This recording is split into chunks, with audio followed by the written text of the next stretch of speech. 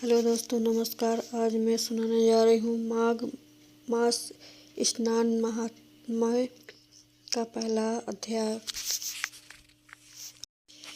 सारे संसार के कर्ता श्री भगवान विष्णु, माता लक्ष्मी और देवी सरस्वती की श्री देवगुरु बृहस्पति जी के चरण कमल में नमस्कार करके मैं इस माघ मास महात्म्य का वर्णन करता हूँ। एक समय की श्री सूत जी ने अपने गुरु श्री व्यास जी से कहा, हे आदरणीय गुरु देव, कृपा करके मुझे अपने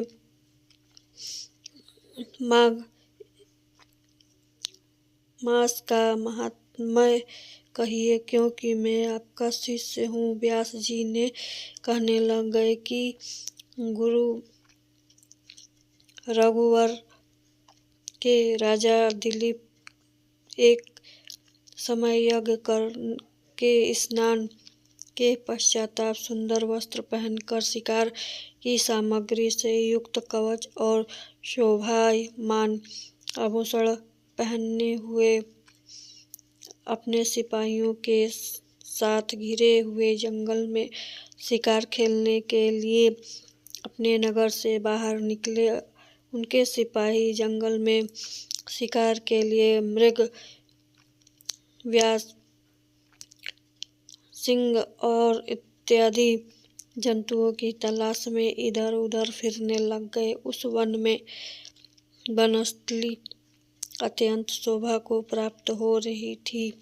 वन में कहीं वृक्ष पर मोर नाच रहे, कहीं कहीं मृग के झुंड फिरते थे, कहीं गीदड़ अपना भयंकर शब्द कह रहा था, कहीं गौड़ों का समूह हाथियों के समान फिर रहा था, कहीं वृक्ष के कटारों में बैठे हुए उल्लू अपना भयंकर शब्द कह रहे थे, कहीं सिंहों के पद का चिन्ह के साथ घायल मृग के रक्त की भूमि लाल हो रही थी, कहीं दूध से भरे थनों में सुंदर भैंस भी थी, कहीं पर पुष्प हरी हरी लताएं वन की शोभा को बढ़ा रही थी, कहीं बड़े बड़े खड़े थे तो कहीं पर उन पेड़ों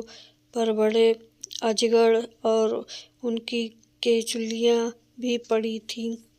उसी समय राजा को सिपाहियों के बाजे की आवाज़ सुनकर एक मृग वन में से निकलकर भागने लगा और बड़ी बड़ी चौड़ाकियां मारता हुआ आगे बढ़ रहा था।